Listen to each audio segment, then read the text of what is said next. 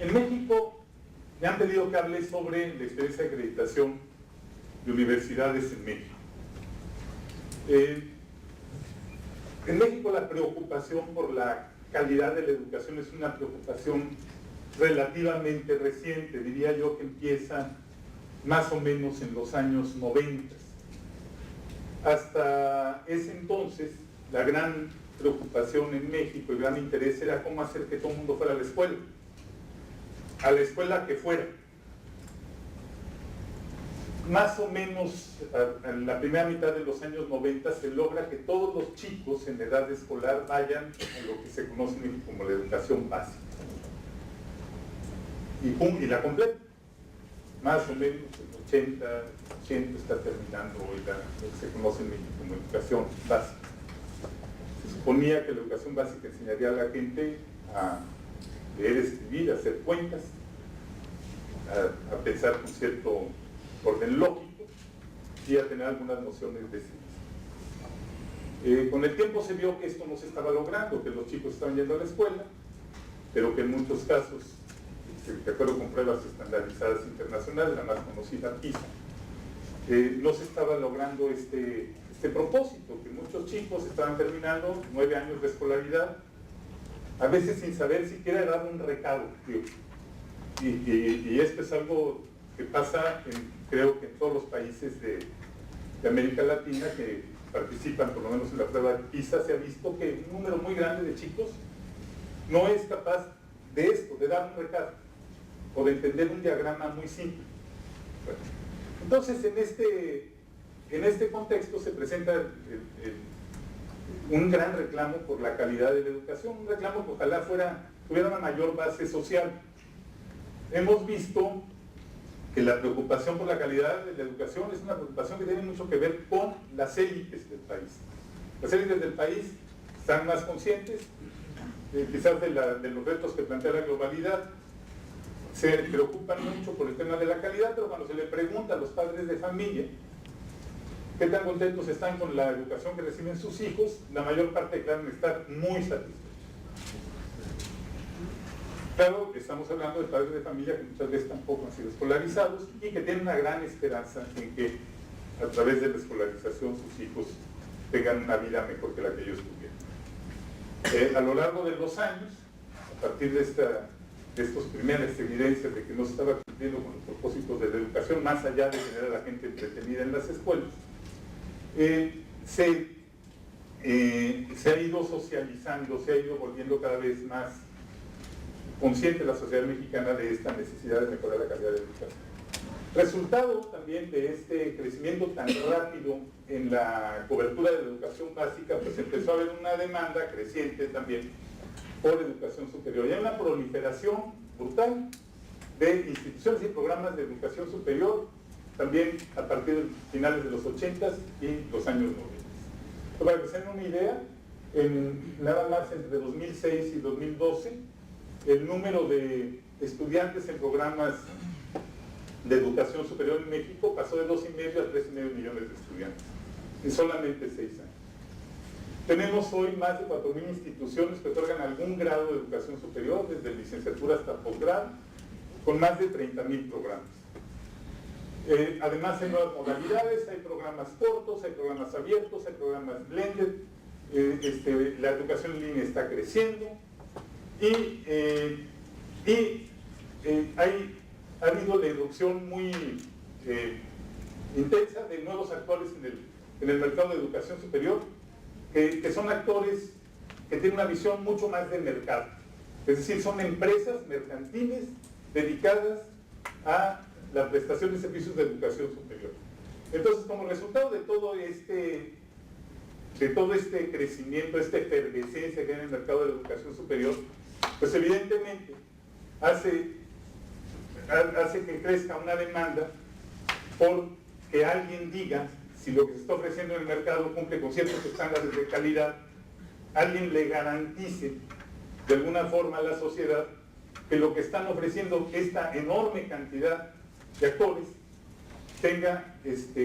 cumpla con ciertos mínimos, ¿no? que le aseguren a la gente que la expectativa que se le está vendiendo se va a cumplir. Entonces, esto ha dado lugar, ustedes no sé si conocen, bueno, conocen México, yo estoy seguro la mayor parte, y si se han paseado por el centro de la Ciudad de México, habrán visto la catedral, si han ido a Puebla habrán visto la capilla del Rosario. Es una arquitectura que está muy dominada por los adornos, ¿no? Es una arquitectura muy complicada, digo complicada pero bonita, ¿sí? Con muchos adornos, angelitos, grecas, bueno, así más o menos. No parece, pero acá está. Vamos a aplicar tecnología digital. Lo resolvemos inmediatamente. Bueno, el sistema de aseguramiento, el marco nacional de aseguramiento de la calidad en México, pues se parece un poco a las catedrales barrocas. Tenemos una gran cantidad de actores públicos y privados que han ido surgiendo para darle respuesta a este reclamo social, porque haya una educación cuya calidad esté garantizada. Entonces tenemos, siguiendo, ¿esto es plagio o qué Horacio? Porque me lo fusilé, como decimos en México. Lo tomé y lo puse aquí. Bueno, ese es, digamos, el ejercicio que ha hecho la Secretaría de Educación Pública para tratarnos de explicar qué está haciendo, ¿sí?, el país, aquí no es nada más la Secretaría, qué está haciendo el país para tratar de asegurar la calidad en la educación superior. Y tenemos desde algunas organizaciones a las que simplemente se afilia uno y tiene uno que cumplir con ciertos requisitos, es como ser miembro, hablando del contexto internacional, ser miembro de la AACSB, que si uno cumple con ciertos requisitos, pues aquí es, ¿no? Y luego pues nos vamos hasta la evaluación de los resultados en exámenes estandarizados, donde lo que se mide es que tanto los muchachos que están saliendo de los programas están siendo capaces de dominar un conjunto de conocimientos y habilidades que se define conjuntamente entre todos los actores. Para definir este conjunto de conocimientos y habilidades participan los prestadores de servicios, es decir, las universidades, y se toma también en cuenta, desde luego, a algunos representantes de la industria. El tema de la representación de la industria, por cierto, que la mencionaba Miguel en la mañana, es que en todos estos procesos de definir qué es calidad y qué vamos a evaluar, pues hay problemas podríamos decirlo, de economía política. Algunos tienen más incentivos para participar que otros. Algunos tienen más que perder o que ganar en la participación de la definición de los estándares. Y esto se refleja, obviamente, en qué se mide. Como sea, esto mide los resultados. Esto mide los resultados y todo lo demás está mucho más centrado al tema de los insumos. ¿Algún problema tiene nuestro sistema de aseguramiento de la calidad? Yo lo comparo un poco con la historia esta de los ciegos que están tratando de describir un elefante y a cada quien le parece algo distinto, ¿no? Todos conocen la historia. Y mientras uno cree que está cogiendo un árbol, el otro cree que está cogiendo una víbora y en fin. Bueno, pues así se parece un poquito nuestro barroco sistema de aseguramiento de la calidad, porque si uno corre una correlación, por ejemplo, entre los resultados del examen de egreso de la licenciatura con el número de profesores que están en el Sistema Nacional de Investigadores, que para entrar al Sistema Nacional de Investigadores lo que se necesita es publicar en journals indexados, ¿no? O si se corre la misma correlación con los rankings, se va a ver que las correlaciones son muy débiles. Las correlaciones son extraordinariamente débiles. Y claro, alrededor de cada uno de estos sistemas se ha ido generando mercados autorreferenciados que generan su propia dinámica, ¿no? El Sistema Nacional de Investigadores, los que determinan quiénes son investigadores y quiénes deben tener derecho a un cierto estímulo económico que puede llegar a ser bien importante, pues son gente que ya forma parte del Sistema Nacional de Investigadores que desde luego pues buscan que los nuevos se les parezcan a ellos, y desde luego también tienen incentivos para que la puerta no se abra mucho, ¿no?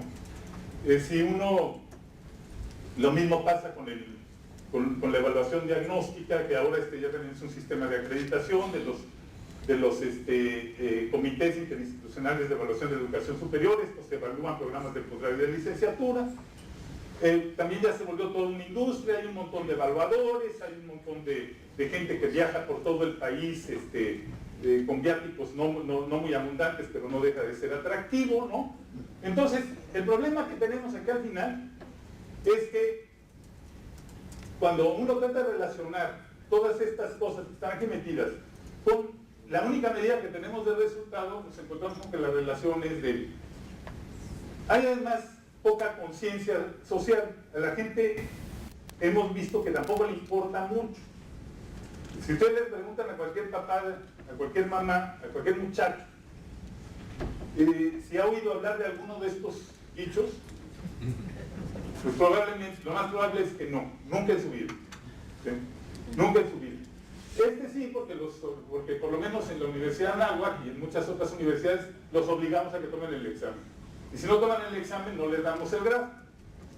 Pero esto no es una práctica, como no es una práctica obligatoria, pues entonces el chico, si no va a una universidad como muchas que hay en México, como la Anáhuac y otras 400 o 500, simplemente no se va a enterar de que existen estas cosas. Entonces, este es un tema que parece importante, y sobre todo esto tenemos también, con una mayor frecuencia cada vez, con una mayor presencia cada vez, a las acreditadoras internacionales que ya todos conocen, ¿no? En México no tienen una gran presencia, aunque se oye hablar de ellas, que por efecto de los rankings, que tampoco tienen mucho que ver con los resultados de la calidad de la educación. No hay, si uno le hace caso a los rankings, uno pensaría que las escuelas mexicanas mejor rankeadas serían los que tendrían los mejores resultados en el examen de egreso, pero eso no es cierto. ¿Sí? Eso no es cierto. La correlación es positiva, pero es una correlación muy débil. Bueno, para que ustedes se den una idea del tamaño, digamos, de la presencia de las acreditaciones internacionales, tenemos en AACSB 4 unidades acreditadas, en EQUIS 2 unidades acreditadas, en AMBA 3 unidades acreditadas. De este universo, 2 se repiten. Hay 2 que tienen las 3 acreditaciones. Luego está esta acreditadora que acredita programas, la CBSP, que tiene 4 unidades acreditadas. Y bueno, ya está la debutante, ¿verdad? ECUA, que esperemos que pues tenga, yo creo que tiene muy buenos auspicios de convertirse en un actor muy importante en este mercado. Un tema de contexto también para que ustedes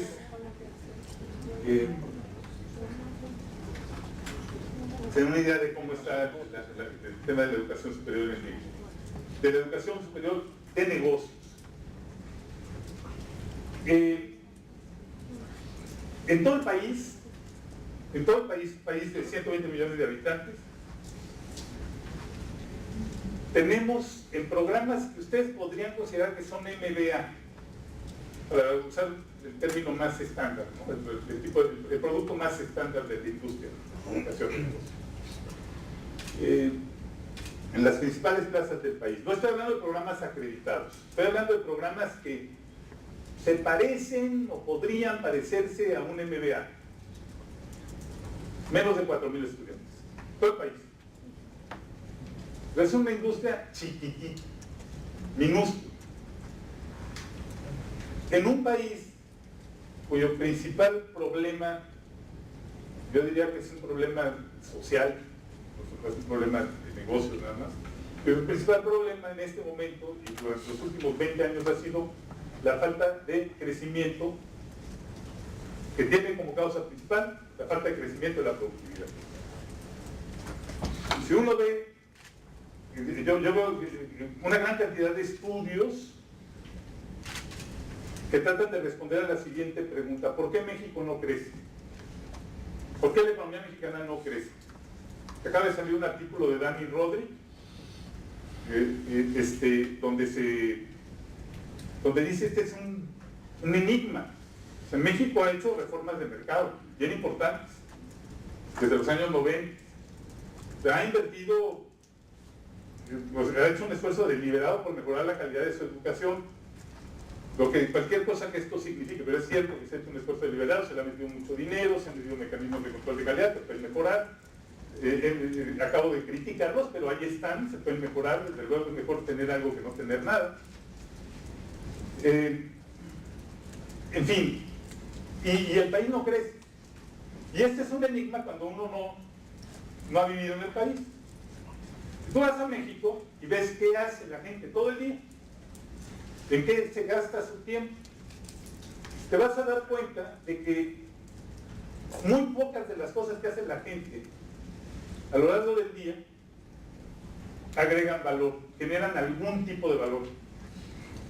Mucha de la discusión pública tiene que ver con cómo nos repartimos el pastel, muy poquita tiene que ver con cómo le hacemos para que crezca el pastel.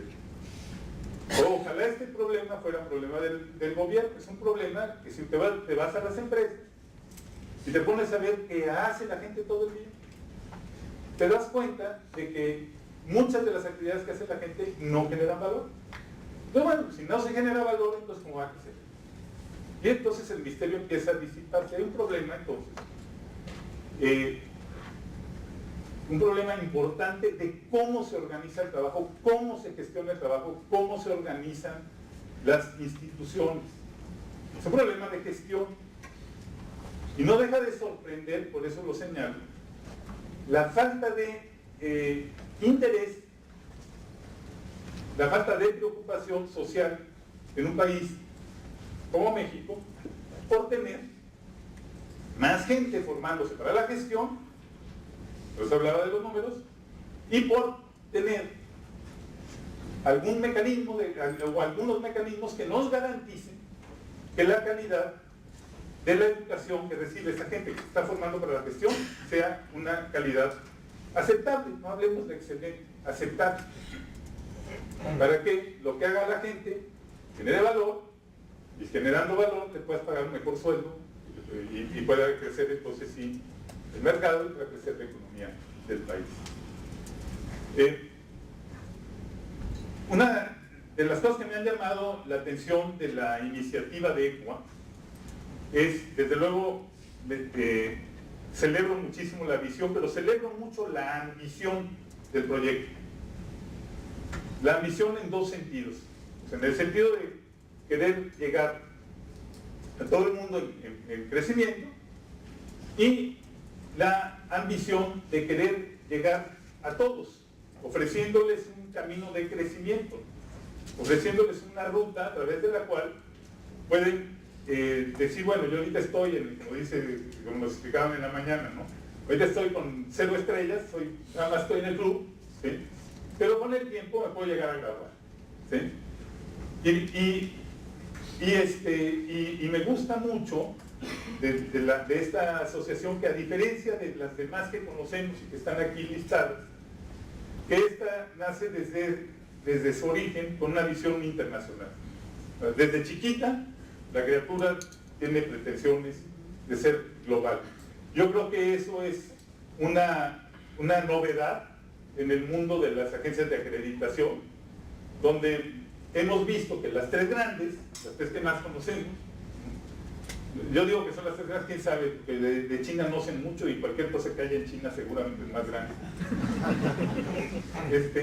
Las tres grandes surgieron primero para atender necesidades muy locales, incluso el caso de Equis, pues su ámbito de referencia es Europa. ¿Sí? Europa, pues no sé cómo se compara toda Europa con Brasil, pero en términos de tamaño, tampoco es que sea, ¿no? Pero finalmente podríamos decir que es un país multinacional, podríamos incluso decirlo así. Bueno, ¿Cuánto valen las acreditaciones hoy en México? ¿Cuánto valen para las escuelas de negocios? Las nacionales, todo este mundo complejo de medios para garantizar la calidad de la educación, en donde también participan las escuelas de negocios, aunque no sean especializados. Hay agencias especializadas nacionales que forman parte de uno de estos circulitos a los que me refería, pero si no son obligatorios prácticamente no tienen ningún valor. ¿Qué quiero decir con valor? O sea, el mercado no las ve, son transparentes. Hay unas obligatorias, para las instituciones particulares todas tienen que tener algún reconocimiento oficial. Esa sí es obligatoria, esa no nos salvamos nadie. En el caso de las internacionales, AACCB, X y AMBA, el valor es todavía muy reducido, aunque está creciendo. ¿Esto por qué? Pues esto impulsado por la dinámica competitiva. Los propios escuelas que ya tienen algún tipo de acreditación nos encargamos de decir pues que esto es muy importante, ¿no? Y que todo el mundo debería de tenerlo si quisiera mejorar, ¿sí?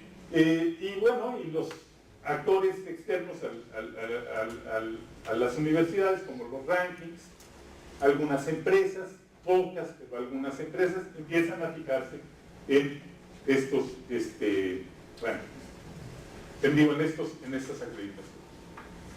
Algunos puntos que algunos ya se mencionaron, pero que yo pongo nada más sobre la mesa para pensarlos con ustedes. Creo que hay que tener muy claro para qué queremos las acreditaciones. No pueden ser, o no deberían ser, un fin en sí mismas. A veces me da la impresión, cuando platico con algunos colegas de escuelas de negocios, que pareciera ser que la finalidad, y no solo colegas de las escuelas de negocios, algunos líderes universitarios, gente que está en los más altos niveles de las universidades, que pareciera que de lo que se trata es de coleccionar acreditaciones. Entonces hay que presumir cuántas acreditaciones tenemos. Yo les puse una lámina que ya no les voy a enseñar al final, de cuántas acreditaciones tenemos en la Universidad de Anáhuac. No se las voy a poner, les voy a ahorrar. Impulsado un poco por esta forma de ver el mundo. Entonces, sí, yo creo que hay que saber para qué las queremos, para escoger cuál queremos, porque a veces resulta que son contradictorios. Nosotros hemos encontrado, cuando hemos participado en algunos ejercicios de acreditación, que a veces los estándares son francamente contradictorios. Entonces tienes que saber qué quieres. Nada gratis. O sea, acreditarse cuesta. Y no cuesta el viaje que le pagas al acreditador. O sea, implica cambios bien importantes en las organizaciones. Entonces, por eso es bien importante que sepamos para qué queremos la acreditación y qué acreditación queremos. Porque nos va a costar mucho, nos va a obligar a hacer cambios en la institución que van a ser importantes y a veces permanentes. A veces vamos a incurrir en costos fijos. Entonces hay que tener mucho cuidado. Luego, un tema que mencionaba Miguel, que a mí que yo creo que a todos nos preocupa, es cómo sabemos si estamos haciendo bien el trabajo. Yo ya decía, bueno, para mí una medida de que estuviéramos haciendo bien el trabajo sería, a ver, pues si México tiene 3 o 4 escuelas muy reconocidas, por lo menos eso dicen las acreditadoras, son reconocidas, ¿por qué la economía mexicana se mueve como un caracol de su vida? Por años, por décadas. Hay un montón de explicaciones. Algo tendrá que ver, algo tiene que ver la calidad de la educación de negocios. Algo tiene que ver. Pero ¿cómo lo medimos? ¿Cómo medimos nuestra contribución? Si ya también, como estoy diciendo, somos chiquititos. Como mercado, como actor, somos pequeñísimos. Entonces, yo creo que hay un tema aquí que es interesante para que lo pensemos, lo reflexionemos en nuestros distintos ámbitos, porque finalmente lo que queremos todos es lograr un cierto impacto. ¿Sí? Y sí tenemos que saber cómo lo medimos. A mí, por cierto, me interesa mucho que luego Miguel nos platique cómo le hace él para medir eso que nos platicó que le pide su consejo. Luego está el tema, bueno, un tema que también propongo como tema de reflexión. Esto de las acreditaciones se ha vuelto un negocio, o una industria, o un mercado, como le queramos llamar, ¿sí? Entonces yo creo que es importante reconocer que hay una cierta dinámica que le puede pasar lo que a muchos otros mercados. ¿Quién va a ser el acreditador de acreditadores? ¿Quién va a decir cuál de los acreditadores sí o no? Y aquí está el tema. Yo me acuerdo en México, y como supongo que pasó en muchos países de los suyos, hasta los años 30 del siglo pasado, cada banco podía emitir su moneda, ¿sí? Y alguna pues era más apreciada que otra, ¿sí? Y esto la gente sabía, dando el tiempo, la gente sabía pues los pesos de qué banco podían dárseles mayor valor, mayor credibilidad, o incluso los vales, ¿no? Si nos vamos un poquito más atrás, antes de que hubiera bancos de emisión, pues tú sabías a qué vale le dabas valor. Yo creo que aquí es un poco lo mismo. O sea, el mercado le va a ir dando valor, pero como esto está surgiendo, ya tenemos el ACBSP que mencionaba yo ahí, y hay otros que andan por ahí, ¿no? Algunas grandes consorcios multinacionales de universidades están empezando a desarrollar sus propios sistemas de acreditación, ¿sí? Entonces yo creo que hay que reconocer esta realidad, ¿sí? Hay que reconocer esta realidad y reconocer que va a haber presión, que va a haber ese tipo de presiones competitivas como las hay en cualquier mercado, para no perder de vista que al final las acreditaciones que van a quedar son las que den valor, como pasa con el dinero, ¿no? Y luego también, bueno, una consecuencia que está teniendo todo este tema de las acreditaciones es que está dando lugar, me parece a mí, por lo menos lo he podido ver en mi país, que está dando lugar a una gran inflación, a una gran simulación, en muchos casos, ¿sí? Simulación que tiene que ver con algunos sistemas de aseguramiento de la calidad que son autorreferenciados, ¿sí? O sea, ¿quién dice que un investigador es un investigador? Otros investigadores. ¿Y quién dice que un programa de calidad es un programa de calidad? Pues otras universidades que hoy te evalúo yo a ti, pero mañana tú me evalúas a mí, ¿sí? Yo soy un poco laxo contigo para que tú mañana seas un poco laxo conmigo. Entonces yo creo que aquí hay un tema, yo lo veo con los grados, por ejemplo, doctorales en México, no sé qué pasa en otro lado. Hay un tema de inflación, de grados, de acreditaciones. Una acreditación es algo muy bueno. Si la acreditación lo que es una ruta, lo que te plantea es una ruta de crecimiento, es algo muy bueno que lo tengan muchos. Pero si lo que la acreditación plantea es un certificado de excelencia y lo tienen todos, pues entonces, ¿cuánto vale? Bueno, pues eso es. Gracias, felicidades.